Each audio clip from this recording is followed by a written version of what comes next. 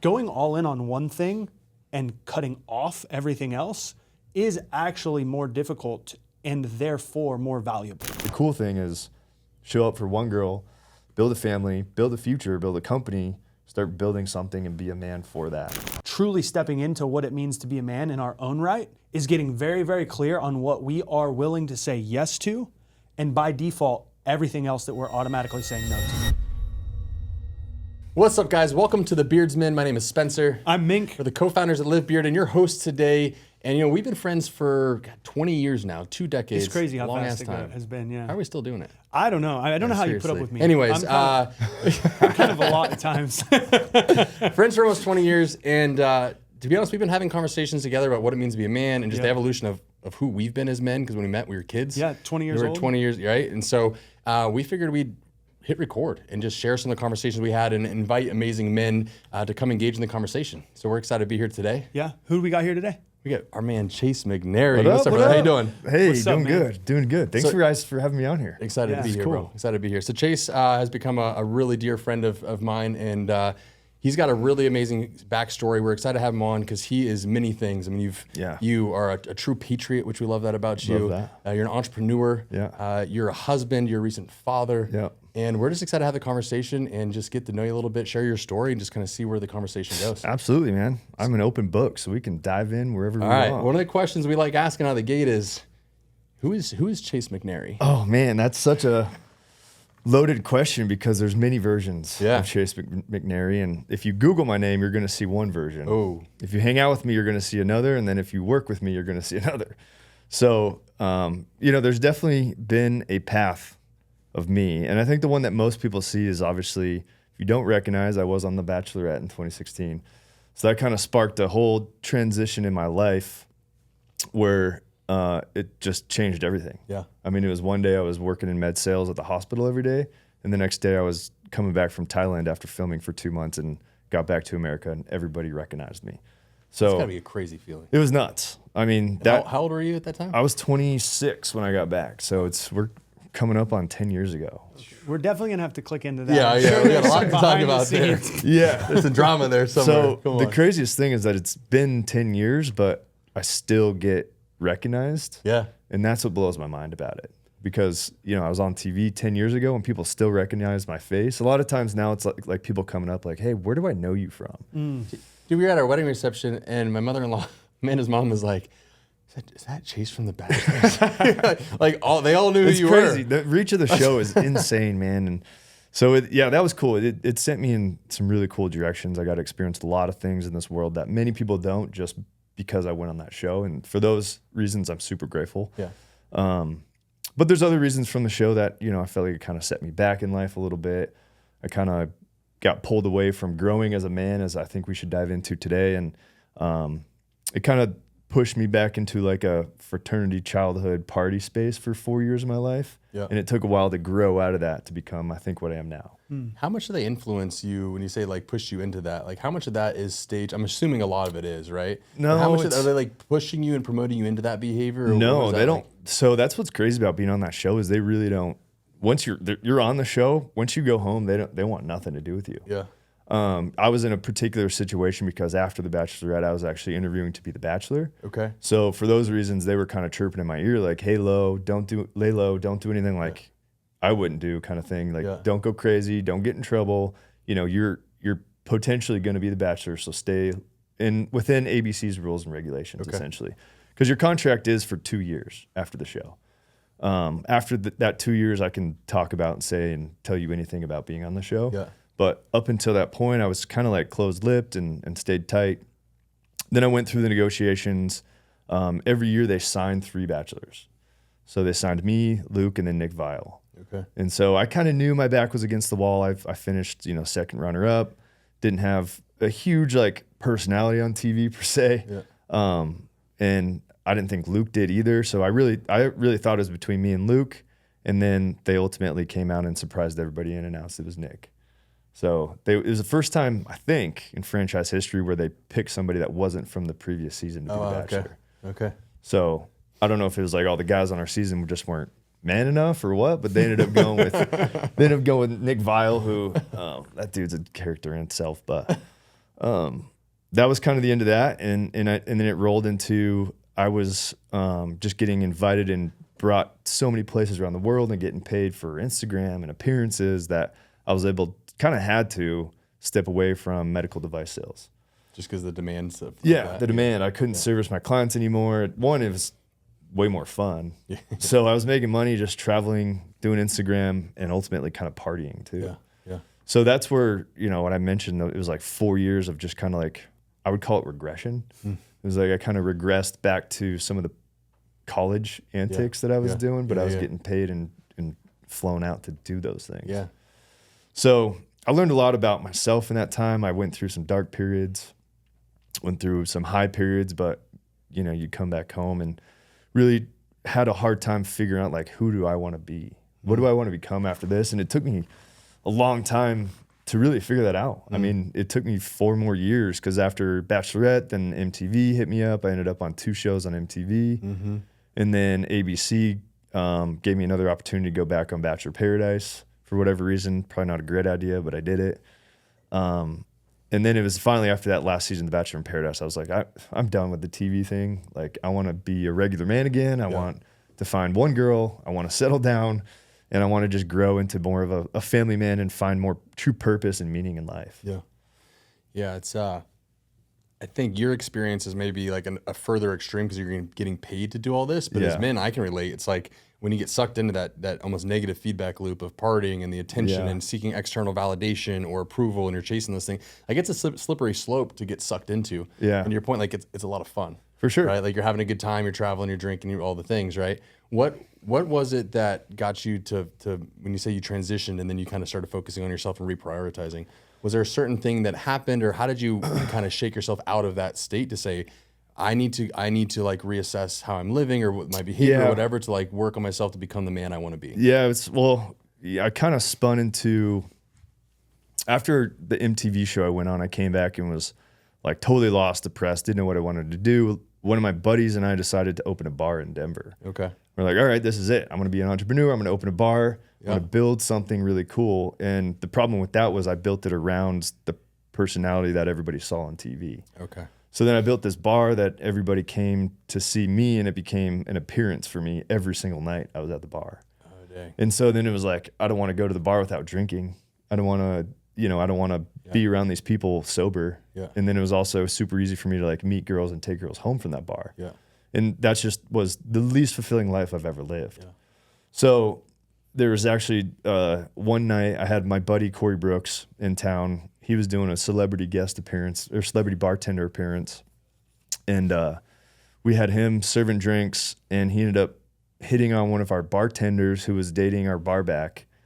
And I mean, this is kind of a branch off story, but the bar back ended up got pissed at me, thinking it was my fault. And then he left, came back hammered.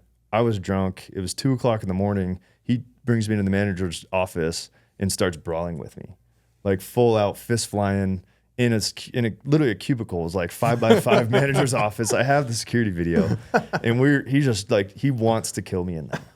And after that happened, I pretty much threw in the towel. I was like, this isn't it, man. Yeah. Thankfully, that was like a month and a half before COVID hit.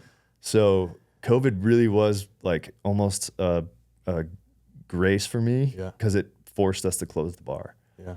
I think we could have like kept struggling and pushing through, but it wasn't what I wanted to do. I wasn't happy doing it. So once that bar closed, then that was my transition. I was like, all right, I'm done with the appearance stuff. I'm done like doing things for other people. I'm going to start doing things for me. And that's when I was like, I needed to dive into a new career, just a new path and a new focus and a new purpose. And that's kind of what I got into construction. I found a company that needed help down here in Arizona. I'd lived in Arizona for a year after the show with MTV, and my parents had a house here. So that's kind of how I ended up in Arizona and getting into construction and doing what I'm doing now. Yep. I want to get into the construction. I want to get into what you're doing now, but man, share like a wild story. Like give our guys some, there's gotta be some shit that either was aired or not aired or whatever, but like give us some tea here. Like what's a wild experience that happened? And I also want to hear like, it sounds like there's a lot of maybe like negative shit, but there's gotta be some like positive lessons that you learned. Oh, from for it. sure. All right, so give us the tea, give us the story, and then give us like something that actually was What like kind a of positive story do you experience. want? Because there are some, and I don't even know. I have to bring some memory back because I've, unfortunately, I gotta be tried honest, to I'm not bury like a lot of reality it. TV guy. Do you watch a lot of reality TV? No. So I'm like, I don't know what happens. The only reality shows I've ever seen are like documentaries. Yeah. Like whether it's the Last Dance or like Yeah. the Formula One Drive to Survive, Yeah. like. And those are Yeah. cool. 'Cause Yeah, those those are guys, cool. But they're Yeah. totally different. Yeah. So because Yeah. this is kind of built for like drama and that type of stuff. The Yeah. sensational kind of conversations, the extreme, right? The craziest thing about reality TV, I'd never watched it either. I'd literally had never watched a show. I didn't know quite how big the show I was going on while I was there filming. You went in a little bit blind, like completely How did blind. that happen? How did they recruit you? Like how did that happen? Or Oh, you, I went. There was a bachelor casting call in Denver, okay. and me and one of my buddies were like, "Well, if we're gonna meet a girl in Denver, she's gonna be at the bachelor casting call. So let's go to the bachelor casting call and find all the hot girls of Denver." And so we got drunk. Pretty strategic. I mean, actually. that's pretty yeah. smart. Felt like a great You're gonna idea do to all us. the aggregating for Yeah. us. So Not we bad, went not to the bad hot strategy. spot, and I ended up meeting the senior casting producer. And she's like, "What are you guys doing here?" We're like, meeting girls. What do you mean? She's like, "We're not casting for The Bachelorette." And I was like, "That's fine. We're not, whatever. But hey, what's up?" And so she and I just ended up talking for a while. She gave me her card. She's like, "Well, I want you to stay single till September." That's when The Bachelorette was actually casting. And I was like, "Yeah, sure, whatever." September rolls around and she started calling me. She's like, "Hey, in order to get cast, I need you to send a video and pictures of yourself." And I was like, I don't do video and pictures of myself. Like I don't do that. I was like, "Here." I just sent her like 5 pictures. She's like, "Can you do a video?" I was like, "Not really. No." Like you want me or you don't. And then she ended up just kind of pushing me through to finalist weekend. So finalist weekend is in LA. They fly the top 50 guys out. They put you in a hotel. And this is where they basically test how you are on camera. They do a drug test, STD test, psychology test, and then a medical test also. Dang. So you run through all that in like a 48-hour period at a hotel. And I got out of that, and they're like, "All right, you'll know within 1.5, 2 weeks if you made the show." And I didn't hear anything for 2 weeks. And I was like, that's it. Yeah. Back to life. Dream's over. And then right into that third week, they called me, and they're like, "Pack your shit. You're flying out."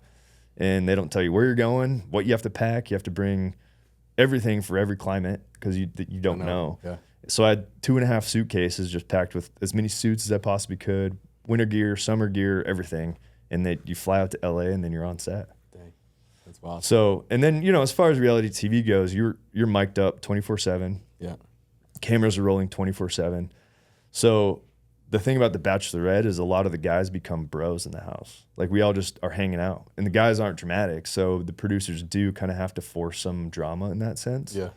But, and there is some guys that, they know it's TV, so they force it. Yeah. But if you go back and watch my season, especially like when I was watching it, there's a lot of times where you're going to see voiceovers, or like it'll be the camera shooting from this way, looking at Anthony. Anthony makes a wild expression to maybe a joke I made, but they're going to take my voice from 2 days prior telling a different story in an interview to make it look like Anthony's reacting to me talking shit about another guy.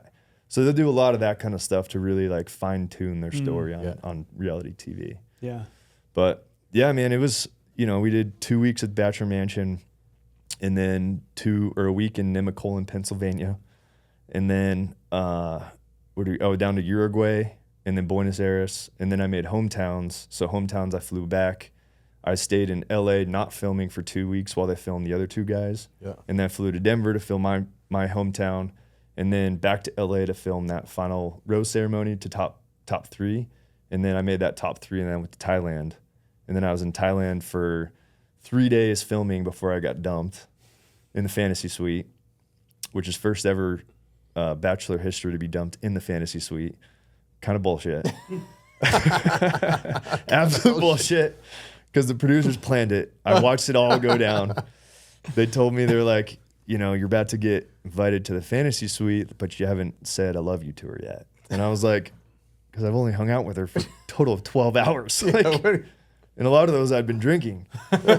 So I was like, all right, if she gives me the fantasy suite card tonight, I'll say I love you. They're like, great. That's a perfect idea. Love that plan. Oh, teed you So up. then, teed me up. So I got the fantasy suite card. She opens it, or I open it. We go into the fantasy suite. I look at her. I'm like, hey, so excited to say I love you. And then she like pulls back and gets up and walks out. And I look at production. I'm like, you fuckers.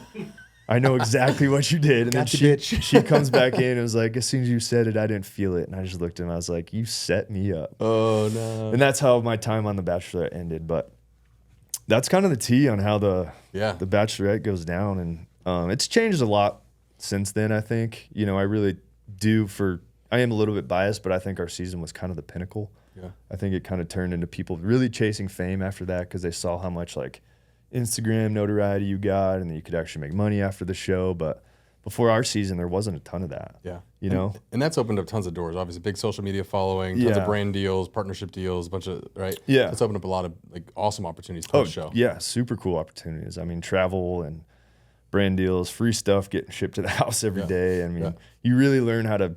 It's one of the only places where I think people get forced into being content creators. Because, like, I'm not by nature a public person. Didn't you just say that you didn't want to send a video? Yeah, exactly. I'll send a video. Like, so, you want me or not? So now that I had, I came off the show and I had 370,000 followers. Yeah. And it's like, what do I do with this? And this was before even like creator influencing was a thing. Yeah. My first deal was actually with Premier Protein, and I had 370,000 followers, and they're like, well, how much do you want for a video? And this was before Instagram really, really had videos. It was like 2017. I was like, I don't know, $1,200 sounds good. Yeah. And now guys with 370,000 followers are getting like 18, 20K for a video. It's insane. So it was like Premier Protein and Crocs were hitting me up to post pictures, and I'm like, well, I guess I'm a content creator now. So you just kind of like, I just kind of rolled with it. And that's really what I kind of speak to is like, then I started doing everything for everybody else. Yeah. Yeah. And it really wasn't I was doing anything for me anymore. I was having fun while I was doing it, but I was getting, invited to different parts of the country that I didn't like. Who wants to go to Shreveport, Louisiana? But I ended up going to Shreveport, Louisiana for a Christmas party, just sit next to Santa Claus and take pictures with fans. Yeah. It was like crap like that just that's wild to me. Like and maybe I'm just, again, like I don't watch reality TV. I live in my own little world, but like the fact that it has that influence on other people and like it's so influential, or like your appearance on the show and the personality and who they seen you to become and who they became attached to or had a bond with, portrayed through a TV show, was so valuable to them that someone would pay you to come and just take pictures. Yeah. That is wild. It is a wild concept. And people would go out of their way to go meet him and have like some sense of connection, right? Obviously you guys have never met in person, but your fans have some sort of intimacy in a felt relationship with you. They feel like they know you. There's some sort of bond there, right? Yeah, and that's the craziest thing is like they only know what the show portrayed of me. Correct. Yeah. Luckily, I got pretty good at it. I did, I wasn't a huge asshole on the show. Not a huge asshole by nature anyway, so I'm okay with that. But yeah, it is wild that people watch you on TV and then they literally come up and think they know you in every way, shape, and form. Yeah. It even, well, the craziest part about it is really the heaviest influence was at like the bar scene, the nightclub scene. Nightclubs would pay me just so they could put my name on a flyer, put me up at a bottle service somewhere, and it would bring all the girls to the club, which would bring all the guys to the club, and that was kind of their business plan with it all. So that's, again, falls into me doing that for 4 years and really unfulfilling time. Yeah, it reminds me, I was actually a content creator conference a couple years ago, and there was this speaker, and he was talking, and he had a term for it. But basically, there's a term where, like, as a YouTuber or a content creator, right, people come up to you all the time, and it's like they speak to you as if, like, you guys are best friends. Yeah. But you've never met them before. Yeah. And he was talking about how, like, when he became really popular as a content creator, I don't even remember who it was. It was just one of the speakers at this event. He was like, it was really jarring at first. Yeah. Because everybody treated me like they knew who I was and they knew my life and all these things. And it took me a while to get comfortable to, like, be able to engage with them in that way. And we honestly had that a little bit in the beginning here when like customers would come in because we were going live every week and just like, communicating and really being a part of the Live Bearded community. And guys would come in and they'd be like, oh, how are you guys doing? And I remember one time this guy came in and I'm like, oh, nice to meet you.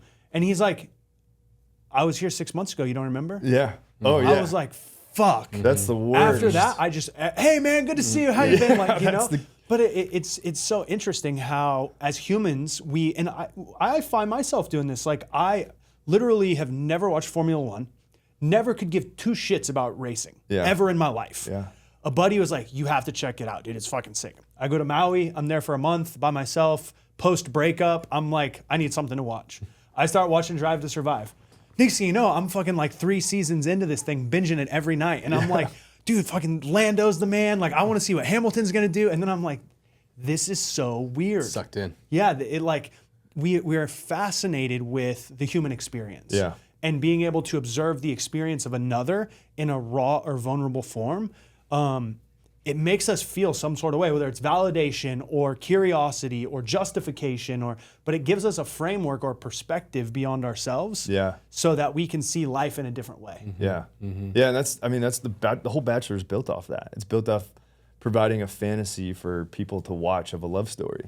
Yeah. So all these women just fantasize over what could be their life, their love relationship, and all that, and that's why they become so infatuated, I think, with the love story of the Bachelorette and the Bachelor.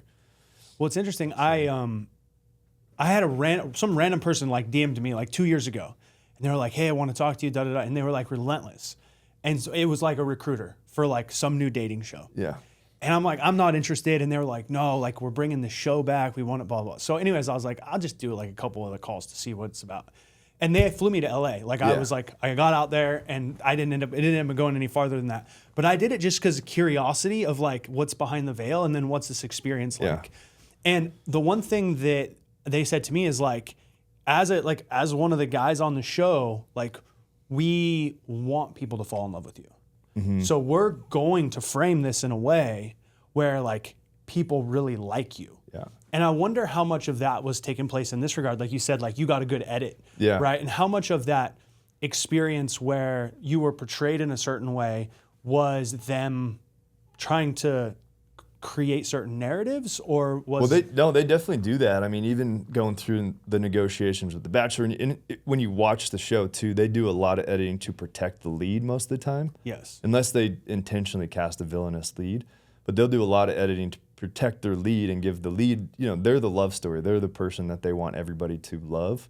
And then they'll kind of villainize and put different personalities and character traits to each of the cast members. Yeah. So, yeah, there's a ton of that goes on. I mean, I'm kind of glad that reality TV is like dying. It's a dying breed. I think people are more following creators. Yeah. You're getting a more raw, real, authentic cut. Sometimes, I mean, creators are getting pretty good at hiding the truth. Yeah. But What's up, guys? Spence here, co-founder of Live Bearded, and we wanted to take a quick break to let you know that this show is sponsored by Live Bearded. Meek and I started Live Bearded back in 2016. We're on a mission to help beardsmen look, feel, and be their best. So if you find value out of the show, if you have a beard or know someone who does, do us a favor and share livebearded.com. Go to the website, check us out. We've got the best beard products money can buy. All right, guys, back to the show. I was just processing that in my brain right now because I'm like, to hear you say they're like sensationalizing or drawing these angles and these special cuts to portray. In a lot of ways, though, social media, people are doing that in their real life. Yeah. It's the highlight reel of the best of themselves. Mm-hmm. And I can't help but think like, man, how much better would we be if everyone just raised their standards on who they were and then just authentically shared that, Mm-hmm. And it's like, it's the deception. And not saying that like what they do in there can be deceptive. Like they're manipulating it to portray a certain story. Yeah. And I feel like, man, I feel like what people are craving now, to your point about that being dying, is that raw authenticity and like the realness of human beings. I think that's the worry one of AI. And then also too, like the highlight reel or the grass is always greener on the other side when you're watching all these content creators only showing their highlight reels and never the true rawness. Yeah. I think it's causing a huge issue for men and women right now to find partners because they're meeting people in real life and comparing them to something or somebody that they see on Instagram. That's enhanced, that's modified, it's like all the things, right? It's like the filterings, all the shit that they have nowadays. Yeah. So they're just never, there's never committing to what they have right in front of them that is greater than what they think they can see on Instagram. Yeah. And so I think it's causing a lot of people to failure to commit and delaying their life and their relationships. And as a society, everything's getting kind of regressed. Yeah. I mean, even me, I'm 36. I just had my first kid. Yeah. You know, easy, bro, easy. I don't want to dig too deep, Anthony. No, I'm good. But let's talk about that because I feel like you were like, I mean, on this main stage, all the publicity, people recognizing you, free stuff, gifts, travel. I mean, there's a lot of people that would dream of that. Yeah. And you were kind of letting that dictate your life. You're finding yourself in Louisiana, though you weren't really calling for it. You were just taking deals that came to you versus saying, this is the man I want to be. This is the life I want to have. I'm going to go intentionally build it. Yeah. Then something changed. The bar, COVID, that was kind of grace and a blessing, right? That landed you. But you said that you wanted to have one woman. You know that you wanted to have family. So what was it? I mean, talk us through that transition, because from all the fame and the fun and all of that to knowing that that's what you really wanted, Ellie. You really wanted Cooper Crash, right? You really wanted that in your life. And what did you do to like really make that happen? Yeah, I think it really comes down to just so many unfulfilling days and nights where you're sacrificing tomorrow's happiness for tonight. And you do that enough times where you just keep waking up, either next to somebody, a stranger, or after partying and you're hungover, or after doing some drugs or something, you just keep waking up and it's just like you're just following down a slippery slope, and it's just like there's got to be more to life than this. And so for me, it was like I don't want to keep messing around with a whole bunch of different girls. I don't want to keep just not having purpose. And so I finally figured out like dating one person is way more fulfilling. So I went into like a couple of short-term relationships. They weren't right. But then when I met Ellie, and it was just like, Ellie's my wife, and it was just the best relationship connection that I've ever had. So she was actually long distance. She lived in Nashville, and I met Ellie. This is kind of on TikTok. On right? TikTok. So there's a benefit. There's a positive to social media there, but yeah, it was COVID. You were just on there twerking and hanging out. She was commenting like, "Damn, bro." Yeah. No, it was COVID when TikTok was just on the rise. Everybody could hit viral videos on TikTok, and she was making funny voiceovers, like sexual dancing videos, and TikTok made it really easy to go from TikTok to Instagram. So I went and looked at her Instagram, and all I saw was like a rad girl that had a Jeep, a dog, shooting guns, fishing, didn't have her ass out, wasn't like totally fake, and it had friends in her picture, and was like just living a life, not living a life for Instagram. So I messaged her, and luckily I had the benefit of the blue check mark. Anybody could have it now, but back then you kind of had to earn it a little bit. So her story is I beat out an NHL player, some actor, like a baseball player. Multiple guys had seen this video because obviously she looks pretty hot in the video. So multiple DMs came through, and we just started chopping it up on Instagram, and really never stopped. Like it went from Instagram to texting to FaceTiming. And then I was like, if we keep talking for another week, I'm going to fly you out to Denver, because I was living in Denver still. And we kept FaceTiming every single night. And then I flew her out to Denver. We had our first like full weekend date, which, I took a little bit of the bachelor mentality and went above and beyond for that date just because it felt right. It felt like she was the one for sure. So I did like a whole open win thing for her. So I sent her because we never met in person. So I wanted to make sure that she knew like I wasn't just going to be a fuckboy. I wasn't going to fly her out, hook up with her, send her home, never talk to her. Because that wasn't my intention. Yeah. So I sent her a letter full of letters, for lack of a better term, and they're open wins. So the first one, you open, and then it explained, next one, open when you're on the way to the airport. And it had a little rhyme, and then I set a playlist, because I knew her address. We'd send each other some stuff. I procured a playlist that was exactly, I think it was like 11 minutes from her house to the airport. So she played the playlist in the Uber, and then the next one was like, open when you get past security. And I put a gift card to Starbucks in there for her. And the next one was open when you're on the airplane. And I put 2 drink tickets on there. You couldn't drink during COVID, unfortunately, but it was the thought that counts. And then the last one was open when you land, and it told her where to find me at the airport. Sick. So crushed that. She came out You learned a lot at the Bachelor. I'm like, damn, they taught you a lot. Yeah, that's so sick. Threw that together, and then we just had the best weekend ever. And I think there's something to be said about the strength a long distance relationship does for you too, because it forces you to communicate non-verbally or verbally more so than non-verbally. So, and also build a lot of trust. She's in Nashville, party town. I was in Colorado, still had the bar, kind of, was on its way out or whatever, but it was just like making sure to communicate that I am a good man. I'm not a fuckboy, you know, despite a lot of those things coming out about me online that did get around at some point, but that I was like willing to commit to one girl in one solid relationship. Yeah. So that whole time, Ellie and I just grew super, super close together. So I think, you know, long distance relationships are a great way to start. Yeah. And that's where we are, you know, and she ended up moving out to Arizona here. And then 2 years later we got engaged, and then 2 years later married. And now we got a kid. And now you got a kid.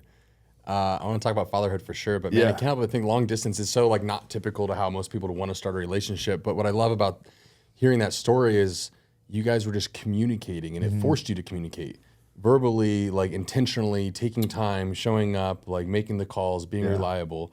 And I feel like so much of my experience in any relationship, like with my wife, with my friends, it really does come down to clear, honest communication. Yeah. And like you guys were forced to do that because you didn't have the distance, which gave you like really great like foundation to build from. Yeah.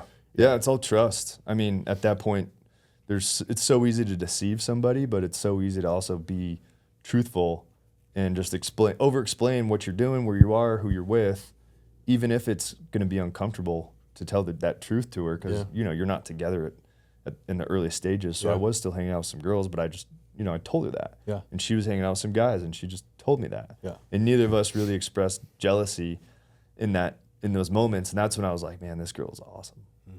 It was just like those kind of things just really kind of scaled us to having the solid relationship that we have now. Amanda and I always refer to those as little wins. Like what can you find little wins that may feel a little awkward in the short term, but build that honest feedback loop and communication. So in that example, you're like, oh, we're hanging out with girls, but I'm going to tell you about it and not have you see a story and have to ask or worry. It's like, I'm going to be proactive because there's nothing to hide. It's like, hey, we're going to be with this, is what we're going to be doing. This is where we're going to be. And it's, some people might be like, oh, you don't need to like over communicate that. But I would argue the opposite. If you want a real deep, like trusting relationship long-term, over communicate all that stuff. For sure. Like be honest about all of it. Yeah. Yeah. Find those little wins to build momentum in the relationship. Yeah. I think that, you know, that's a good way to segue into like, I think the best thing that a man can do is commit to one girl. I think there's so many kids now and guys that are just think it's cool to hook up with as many girls as possible. Yeah. And it's not cool. Like it's really not that cool. It's not cool for you. It's not cool for them. It's not cool for the consequences of it. It might feel good in the moment, but in long term, it's really not that cool. Yeah. The cool thing is show up for one girl, build a family, build a future, build a company, start building something and be a man for that. I love that. I've heard it said many times that the biggest investment you can make is in choosing your spouse. Yeah. Because of the person that he or she makes you become. Yeah. And not because they're demanding it, because you want to become that person for them and the standards that are held. So I fully agree with that. And from my experience, like definitely have my past, definitely had my party days, definitely had my fuckboy days, and there's so many. Was that a laugh or a sneeze? Adequately timed. Adequately timed. No, but it's true. Like when you put blinders on and fully send it with anything, like there's so much more depth and connection that comes from that. And in a relationship, it's exponential. Yeah. And so it's so important. And we're so conditioned not like the dating scene now. It's like, and I actually met my wife on what is it? One of the apps. It was like a dating app. Was it? I don't fucking know. It's been so long. Hinge? No, it wasn't Hinge. It was before Hinge. Bumble? It doesn't really matter. Bumble, that was the one. Tinder? Yeah. Bumble, regardless. Yeah. And it's a tool that can help you meet. Like you guys met on TikTok, I met online. Like that's kind of the world we live in. But it's like, how do you use the tool? Because it is so easy to just continuously swipe and find and not take it that seriously because there's so much access nowadays. That's access is the most accurate way to describe it, I think. Yeah. I had a mentor. This was in a business context, but I had a mentor early on, and he said, you know, at this time I was like broke, just getting started, had no options. He's like, Anthony, if you have unlimited options, you actually have no options. Like the more variety you have access to, the harder it is to choose. And I was broke and had no variety or access. So I was like, that sounds like a lot of shit, you know? Yeah. But then you get to a point, like for me, my goal was when I started business was to be able to travel. Yeah. And so I was like, if I can make X amount of money, I can do this and I blah, blah, blah. You know, in a few years, then I got to the point where I was like, I can go anywhere tomorrow. And then it became really hard to know where to go because you're like, oh, you go here, you could do this, you could do that, da da da. And I think whether it's with women, with business, with anything in life, right? The more variety that we have, the more difficult it becomes to find purpose and meaning because there's always something else. But I think the bigger lesson here that we're talking about is like going all in on one thing and cutting off everything else is actually more difficult and therefore more valuable. Yeah. Right? It's like if it comes easy, it doesn't last. And if it doesn't last, or if it doesn't come easy, it usually lasts. Yeah. That whole paradigm. And so it's interesting hearing you guys talk about it because I'm single, not married, no kids, like, and you guys are both new fathers and going through this process. And I'm learning and observing in real time, you know, but it's, some of these principles are universal, whether it's relationships or whatnot. And it's really cool to, in some way, shape or form, I think all of us as men have our own journey to this, right? Like Spence and I have known each other 20 years. So we've seen a lot of these different chapters. Right, and it's cool to hear yours. Like obviously we've known each other for a while just through Proxy and Spence, but hearing some of the stories and stuff for the first time is really cool. And to some degree, it's like in the beginning as men, we set out to give ourselves options, whether that's physically, financially, sexually. Like we want to feel significant and important. Yeah. And there's a period of time from young man, 18, 20, whatever it is, until the point where we feel like we've earned a few options, you know, and then we, oh yeah, I've got this, or the girls, or I made a little money, and you know, oh shit, I can go anywhere I want to, like whatever. And so then that starts to give you a sense of significance and maybe, maybe like fulfillment in the beginning, because the purpose was to get options. So then once you get the options, you feel empowered, but then options without fulfillment is the ultimate failure, right? So when it's meaningless options, every day, all day, then you're like, what the fuck am I doing? Yeah. Chasing it. Yeah. It's super interesting. Yeah, it's absolutely comparable to compare like guys dating multiple women to guys opening multiple businesses. Like which one's gonna thrive if you're pouring your water in all the buckets, where you want to pour your water into the single bucket, and that's gonna be your ship. Focus is a superpower, especially in the world we live in today, in all areas. Because there's lady in the red dress, shiny object, whatever you want to call it, like it's everywhere, in everything. Because everything's accessible. Yeah. And the crazy paradigm is, again, like going back to young 23, 24-year-old Anthony that had no options, like I just found the first thing that I thought I could win at, and I threw myself 100% into it. And in a lot of ways, that was the grace and the blessing that allowed me to get some momentum, is there just really wasn't anything else that I thought that I could do. But the more options you have, the more options that are given to you. You know, so like talk about business, right? Well, you start making some money, and now you're like, oh shit, I could try this thing over here, I could do this thing over there. Like over that here, business idea sounds good. Let me, you know, or even, you know, you get in, maybe you're skinny fat as a young kid, you know, and then you get in really good shape, and now all of a sudden you're getting attention from people, and you're like, oh shit, I could talk to this girl, I could talk to this girl. Yeah. But it all is the exact same behavior. And I think the truth is like figuring out a place to put all of our focus is where we get the most growth. And it's so difficult because the more successful you become in any area of your life, the more options you naturally get in that area. And they get bigger and better. Just talking about business, it's like, you know, when you're first getting going, a $100,000 idea seems amazing. And then $1 million idea seems amazing. And then you know, and it just keeps building, and you have to learn how to say no. Yeah. And I think maybe the point to put a period on this is like, I think there's a quote from Buffett, and he's like, you know, the most successful people say no to almost everything. It's the yeses that matter most. And I'll tell you this fucked me up when I was like going through my journey, is when I realized every time I say yes to something, no matter what, I'm automatically saying no to something else. And it's like, well, can I have my cake and eat it too? In some scenarios, sure, maybe you can. But with our time, like we all chose to be here today, which means we all chose to say no to everything else. And a lot of life is that zero-sum game.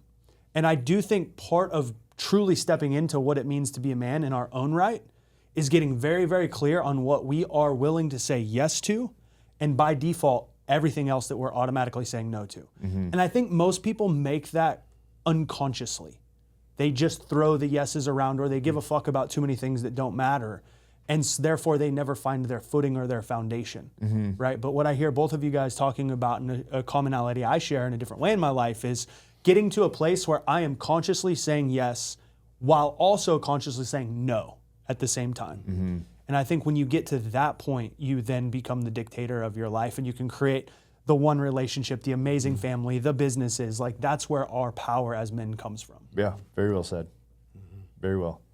Yeah, the superpower. It's easier said than done. Yeah. But it's like once you can master it, it's infinitely powerful. For sure. Yeah. It's the old burn the boats. Yeah. You know? Yeah. Once you land on that beach, you burn those boats and you commit. Yeah. Because once those boats are gone, there's no going back. And I think that's the best way that I've found to really commit and grow into what we're doing. Yeah. How's that? So walk us through, obviously, Ellie, COVID, long distance, some super romantic shit, fire out here. Yeah. Clearly she loved that. It's framed in the house. So you had, me as a single guy, I'm sitting here, I'm like, you had The Bachelor, but I got ChatGPT. Okay. See? So I'm good to go now. I just got to do a little, and I'll get all the What would ideas. Chase McNary do? That's a blessing and a curse. I know. Because, Oh, man. Is it you doing it or is it? Yeah. Dude, actually, it's really weird because I don't want to say too much, but I went through a breakup and there were some long messages that were sent, and I was like, is that from ChatGPT? Like and I couldn't ask because it was like I didn't want to. We were just at a place where it didn't make sense to ask. Yeah, it's but good. I felt like maybe a couple of those long messages were, and I was like, man, that's weird. Yeah. That's tough. Yeah, I mean that's the problem with AI. It's going to take a lot of the actual true meaning out of people's words because it's just becoming so easy to kind of give a rough outline of what you want to say and then here, make this better. And then it sends it and you read it, you're like, holy shit, that's good. Yeah. And you send it off and it's not coming from you, it's coming from AI. Yeah. So there's just going to be a disconnect there, I think. I think it's going to cause big problems for a lot of younger people who are still molding their emotional fortitude within relationships that are cheating using AI. Yeah. I just Yeah. saw a study today, and I don't know where it was done, like Stanford or whatever. It was one of those universities, and they had two test groups. One test group used ChatGPT for like a certain problem solving, and the other test group used their brain, and they actually measured the brain activity, and it was like 5% of the ChatGPT people had brain activity, where 100% of the people, and I'm making it up, I'm glossing over, but like this is like kind of the premise. And they were like, this is fucking scary. Yeah. Because if all you do is start to use this as that tool, like, yeah, you'll get amazing results, but you're literally not using your brain. Well, smartphones already made us all super dumb, and now that they're getting so smart, we're all getting dumber and dumber. Like, I'm we're kind of worried about our population. Yeah. That's why we got to be men. And But getting back to what you said, so she moved out here. Obviously, you came down to Arizona for construction. Yeah. What are some of through this journey of like publicity, and then marriage, getting into business, like what are a few of the things that have like really become an anchor or a foundation that you lean on? Hey guys, Mink here, and I want to take a quick break from the conversation to tell you about our sponsor, Live Bearded. Spence and I started Live Bearded in 2016, and our mission from day one has been simple. We want to help beardsmen look, feel, and be their best, both with their grooming and in life. And with that's one of the reasons why we started the Beardsmen, because we love having these conversations about what it means to be a man today. So if you have a beard, if you want to participate in this conversation and you want to look and feel your best, go to livebearded.com, check out our products. I guarantee you will love them. And if you don't, we've got a 365-day money-back guarantee. But I promise you will. So check us out, livebearded.com. Now let's get back to the show. I think one of the heaviest things that this is like one of my favorite quotes that I always remember is in my vows. The purpose of a relationship is not to find someone that you can capture and hold, but it's to find someone that allows the best part of you to show up. And I think that goes for everything that we've talked about. Like, you don't want to go and find a business that you can just capture and hold. You want to go and find a business that makes you show up better in every single day, every way. And the same thing is true for my wife. Like, I didn't meet Ellie so I could capture and hold her because she was hot and from Nashville and just going to be fun to be around. I met her and married her because every single day I felt like I was becoming a better man because I wanted to be a better man for her. And so I think the more you can lean into that mentality in everything that you do in your life, you're going to just find a little bit more fulfillment. Yeah. I think Love that, bro. The idea of responsibility comes to mind. Yeah. And it's like, I think part of our duty as men is to carry our responsibility. Yeah. But then also to carry the responsibility of those we love and care for. Mm-hmm. And I think that's what you're talking about. Like, you start a business not to hold it and or hoard it, but to allow it to express the best version of yourself because you're growing through the trials, the tribulations, the pain, etc. But by extension, all of that is a greater level of responsibility. Yeah. Right? The more employees, the bigger vendors, the more customers, the more clients, the significant others, the children, the families, and at the end of the day, I think I heard Jordan Peterson say this, and he's like, pick up your responsibility as a man and carry it. And I think that's maybe something that's sorely lacking as a perspective in the modern manhood conversation is this idea of, entitlement. I want it easy. I want it fast. I want my cake and I want to eat it too. But it's like the kind of theme of this conversation really is how can we take radical responsibility for our environment and allow that weight of responsibility to strengthen us so that we can continue to keep growing. Yeah, the question we got to ask ourselves is, who do I need to become to achieve X, Y, and Z? If we want a business outcome, well, who do I need to become to have the skills, the hard skills, the soft skills, to be able to perform those? Yeah. If you want to attract a certain partner, well, what man do I need to be to attract the quality woman that I want? But taking on ownership, if I'm not going to go find her and she has this, it's no, I'm going to work on myself to be a man that would attract that type of woman. Yeah. And taking ownership to the point of this, taking ownership and it is my responsibility to do this. And if I do this, if I stay in shape, if I hold high standards and values, if I'm a man of integrity, I will attract those things in my life. Does that make sense? Totally. I think there's a lot of people now that are looking to meet somebody to drag them into that part of their life. Where fix your own life, and then the right person's going to find you. Yeah. Yep. I think a good question to always ask too is when do you actually become a man? I think that's a different timeline for everybody, and it's a different answer for everybody. But what defines you as a man? Yeah. And for me, it was I think finally realizing that I had people dependent on me and responsibilities that I had to actually uphold. Yeah. Yeah. There's levels of it, right? Because we have some level of responsibility at different stages of the journey, and depending upon our childhood and our upbringing and our parents and our families. But I think, to me, the answer is responsibility. Yeah, 100%. For me, having my son 5 weeks ago, it's leveling up. Level up. Levels to the game. I have to level up because this kid, I want to provide everything for him. And in order to do that, I need to do everything it takes to be a man. And so it's one of the most exciting times of my life right now because I've never felt more motivated and excited to go do things so that my kid can have a great life. That's powerful, so bro. Amazing. Yeah. I think to just continue that conversation of when do you become a man, for me, I think the responsibility is a big thing, but then also the humility to say I am where I am right now because of who I am. And the reason why I don't have what I want is because I'm just not good enough. Yeah. I don't have the skills. I don't have the beliefs. I don't have the character traits. And to sit and assess the gap that exists, and then to have the courage or the capacity or the strength to say, okay, I want the relationship, I want the marriage, I want the business, I want the health, whatever it is, I will go out and do what is required regardless of how I feel to bridge that gap. And I think a lot of us as guys never fully step into what we're capable of because we don't actually have that humility to admit this shit is my fucking fault. Yeah. And who I am today is created by the decisions that I made 3, 6, 12 months ago. And who I will be in 3, 6, or 12 months in the future is based on what I do today. And that's where you're talking about I was living for today, but sacrificing tomorrow. Yeah. I mean, that's the perfect way that I personally view it and approach it. And I think you have to get to a position where you're willing to sacrifice things today for a better tomorrow. Definitely. The only thing I add to that too, I hard agree. And I also think to your point about dependency, I think a lot of boyish tendencies are I. The world revolves around me. Everything is for me. It's all about me. Whereas when you, and you do experience it in different ways, but to the question of when do you become a man, fatherhood forces that. I think marriage in a lot of ways forces levels to that, where you are now putting others' needs first. You're now looking to serve and provide and protect others. And I think that's fundamentally part of who we are as men. There's a lot of people that it doesn't force. It doesn't force. Unfortunately. It doesn't force. 100%. A lot of people who don't take it seriously or go, whatever. Yeah.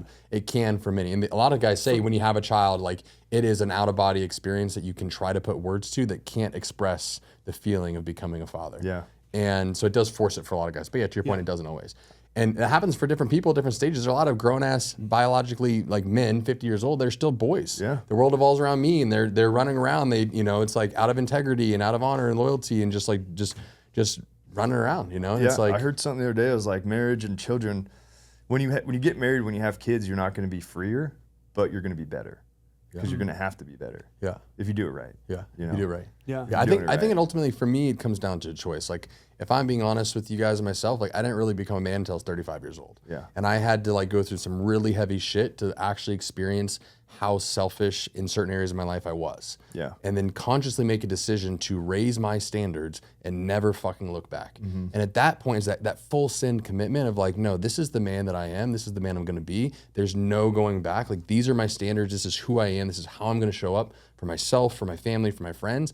And then consciously making that decision and sending it. Yeah. Like no going back. And so for me in marriage, my vows are like, I'm going to be a faithful, loyal husband, and I'm a great dad and a better husband. Like I will be an amazing father, but I'm going to put my wife first. Like I made those commitments, and because I commit and fully send it, to me, there's no going back. So there's a lot of growth that for me personally that allowed, that took to the point of levels of being a man.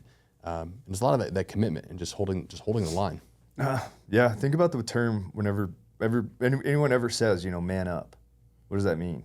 That means you're committing to your obligations. You're doing whatever it takes. You're sacrificing everything to complete your objective. Like man up. I think it's something that if you can think through your day, did you man up during your day or did you not? And that's going to be your answer on your trajectory. Yeah. There's an interesting framework. There's an author named Allison Armstrong, and she's primarily an author and a content creator in the relationship space. And she has this thing, she's like, one day I decided that I wanted to study men to learn them, and I figured it would be like a couple of months and whatever, and she's like 20 years later. Like men are the most fascinating things ever. And I don't know if she created this or adopted it, but it's this framework, and she calls it the stages of development of a man. And she uses it kind of with like knights, pages, princes, and kings, and kind of uses this framework. And she's like, from 0 to like 16, 18, like you're just a page. And you're just like hanging out at the house and you're just like doing little boy shit, but you want to go on a grand adventure. And then at some point in time, you're 18, whatever, you go off to college or whatnot, you now go on this grand adventure. And that means you get a little bit of freedom and you get to like explore your sense of self and kind of just go rebel and do whatever you want to do. And that's like your knight years. And some guys never outgrow that. Yeah. And they're just a playboy, knight, whatever, da-da-da. But the knight years are really defined by not wanting to carry any responsibility. You don't want to be responsible for anybody but yourself, and all you want to do is do what is selfish for you. Once that is satiated, and ultimately you get to a place where you uncover what you want your purpose in life to be. An amazing father, an amazing entrepreneur, whatever it is. Like you find something that you're like, that's responsibility I'm willing to carry. Then you transition into this idea of becoming a prince. And the primary thing there is like you are investing all of your effort into creating whatever your responsibility is going to create. An amazing family, an amazing business, whatever. And then the only way in this framework that she talks about you ever get to like truly be the king of your life is you spend 10, 20, 30 years building something. The business, the relationship, the whatever. And then there's an aspect of it that gets all ripped away. Business goes out of business, get a divorce, loved one dies, some type of tragic event that typically breaks everybody. And it strips you down to your most raw self. And then on the other side of that, do you have the humbleness, the strength, the courage, and the capacity to build it all back? And if you can take it to the next level after that, then in a sense, you have mastered yourself. You have created the capacity to operate under any condition, lose everything, create it back. And in that regard, then essentially you are the king of your life. And I loved that, particularly the point of like the way that you transcend the boyhood, years of selflessness is purely by taking responsibility.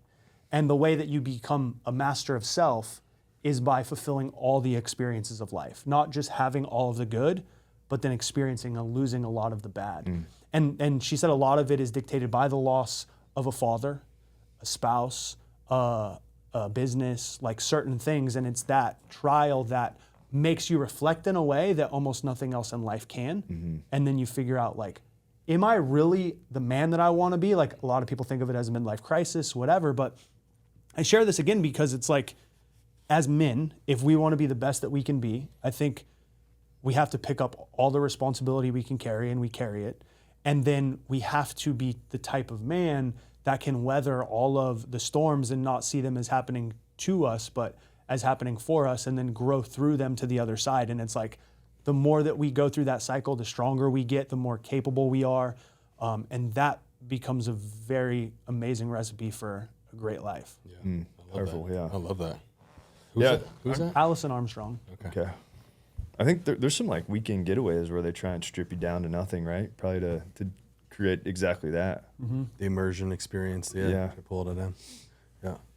So walk us through this next chapter. You and Ellie get connected. You're a recent father. How good does that feel? Yeah, man, having a kid it'll change you from the the moment he comes out. I mean, that's, people speak about it and you don't really get it, you know? Spencer has kids, so he gets it. Anthony, not quite yet, but I sit here and I tell you today, like, it is a powerful moment when you hear that first cry of your kid. Yeah. Like, it's insane. It's something physically inside you changes. So yeah, I got experiencing that, and it's just been the coolest. It sucks. It's hard. Don't get me wrong. It's been the hardest 6 weeks ever, but for some reason we just continue to like smile through it. Yeah. Because it's like you're forming a life, and you're getting to see him experience everything for the first time. Seeing a ceiling fan for the first time right now is the craziest thing. Like, so cool. Yeah. He's got a favorite vent on the ceiling at the house that he just loves to stare at. And it just makes you so happy when he's like seeing something, when you're like, this is my kid, like experiencing just my house right now. Yeah. But until he gets out of this house, like, I can't wait to show him the world. What has that done? How has that shifted? Because you can hear it in your voice. You can feel it. How has that shifted your drive, the man you want to be, your discipline, just like how you want to show up for him, for your family, for yourself? Like, how is that impacting you? It definitely makes things hurt less. You know, not just the simple painful things of life and business. Yeah. You know, it's like you used to kind of be like, well, it's, you know, I can get away with not really doing this. It's just for me. You know, if I don't do this, what are my consequences? But now it's, if I don't do this, the consequences are much greater because my kid might actually suffer. So that like subconscious mindset is actually like truly switched inside.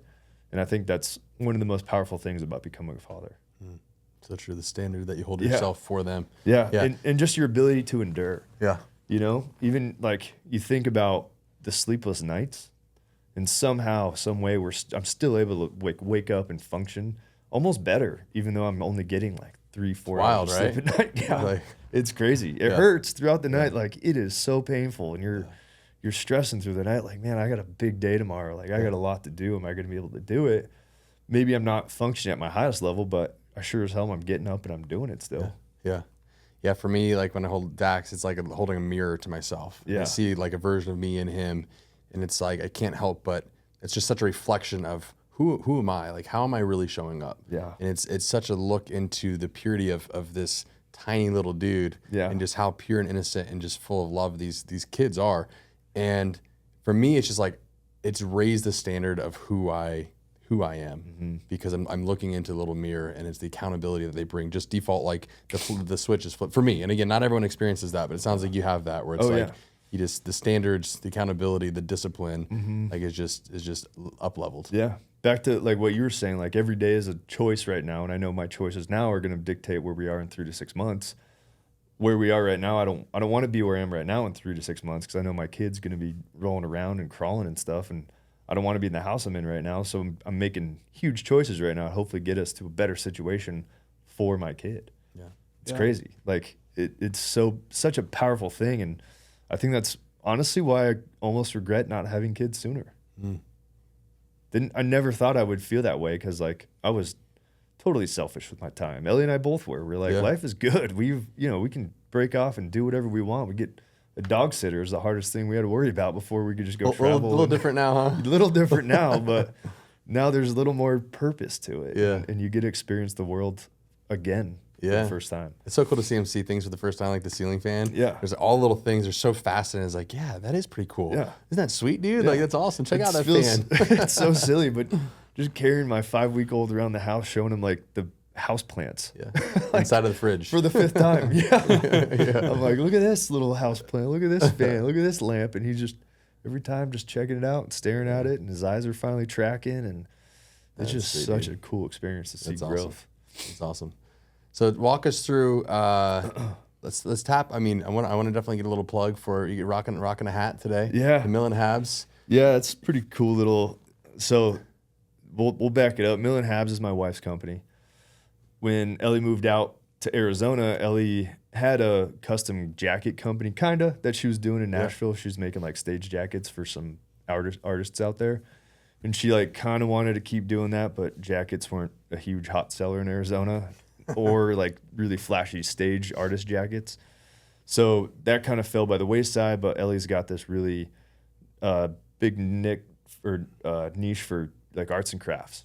So I'd come home from job sites and she would be doing arts and crafts all over the house. Every day it was something different. So like I came home one day, this is the breaking point. I came home and there was literally a 10-pound block of clay on the kitchen table with paint and acrylic and just shit everywhere. I'm like, what are you doing? Like if you're going to be doing arts and crafts like this at the house every day, like let's build a business for you. Like let's make it worthwhile at least, please. And then maybe find a space for you to do it. So we started her a different company that she was going to do like paintings and acrylic, dominoes and yada, yada, yada. And it was really just her kind of fumbling through the way to start a business. And I've started a few LLCs and started a few websites. I mean, enough to be dangerous. So I kind of helped her walk into that space. And then she went on a hike one day and kind of walked this path and came up with this. She committed to this decision to build a hat company, but she didn't want to tell me about it yet. She wanted to like do everything that I had taught her first. So she went out, she got the LLC, the website, the name and everything, and then brought it to me. I was like, check it out. Look what I got. Look what I'm building. I'm like, all right, I'm in. I love it. Sweet. Let's do it. So yeah, she started it's a custom hat studio in Old Town Scottsdale. She builds wide brim fedoras from scratch. Any style hat really, Western, flat brim, you name it, she'll shape it, kind of deal. That's a good slogan I just came up with. But so she buys them as just like raw animal pelts. We got her all the like heavy duty equipment that she needs to actually like form and build the hats. So they're all like a true work of art from her.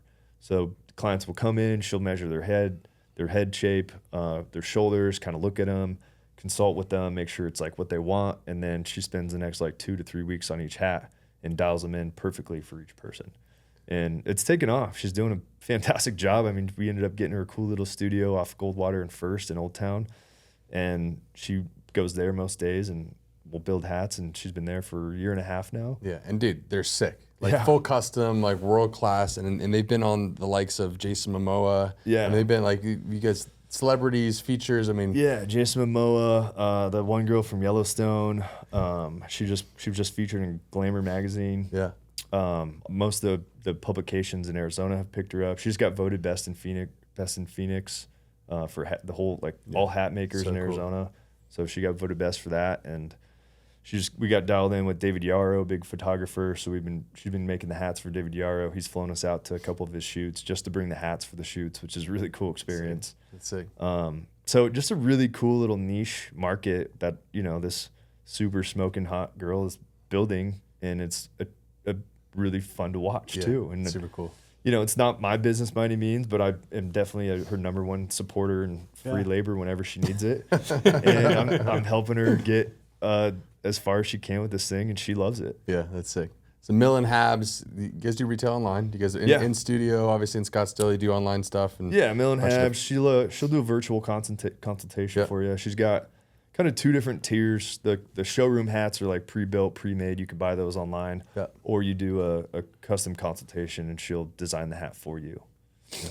So pretty cool. It's really, and we're just kind of looking at like what's her next step, because her lease is up in another year.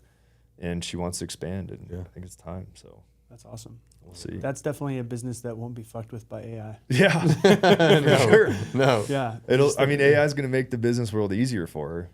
For sure. Yeah, connecting all the dots to the back end. That is the positive side of AI. It's like making business a lot easier. Need a website. Easy to do. Yeah. All the things. Website, bookkeeping, accounting, email response. Creative, email, copy. Those things are easy, but yeah, AI is not going to be making custom hats. Not yet, anyways. Yeah. Awesome, boys. But yeah, that's kind of the skinny of my life and where I've been. Love it, bro. Do you have any messages for the guys tuning in? If they're still watching, first of all, we appreciate you guys. Any final words or things you want to leave the audience with? Oh man, keep living with beards, right? That's right. We hope so. Yeah. That's the first time I met you. I think you're a head turner to anybody that meets you. Just use that perfect beard. The mustache, in, the mustache and beard is perfect. But yeah, no more powerful words than what we've already spoken about. I think, man up. Man up. I love it. Well, dude, it's been an honor and privilege. It's been so nice, obviously, getting closer with you over the years. Yeah. And we were excited to bring you on because we've been able to witness the man that you are and see a lot of the evolution and progress and meet you in the early stages of you and Ellie, see your guys' relationship progression, how you've shown up in your relationship, how you've shown up becoming a father, and to be able to witness, you truly do represent everything that we want to live bearded to represent and what we believe men how we should lead as men, lead with our actions over our words. And it's been just an honor and privilege to build a relationship with you and have you on. And I appreciate that, man. You're a legend in my eyes too. You're a mentor, and I liked seeing what you're doing and following suit. Appreciate you, brother. So. Well, guys, if you tune in this long, thank you so much. Make sure to give us a like and subscribe and all the things. And we still don't have an outro, so. The no outro. The no outro. Until next time, live bearded. That's not the guys. outro. Got anything for him? Outro? No. Come on. Yeah. We're just going to have this awkward ending every time.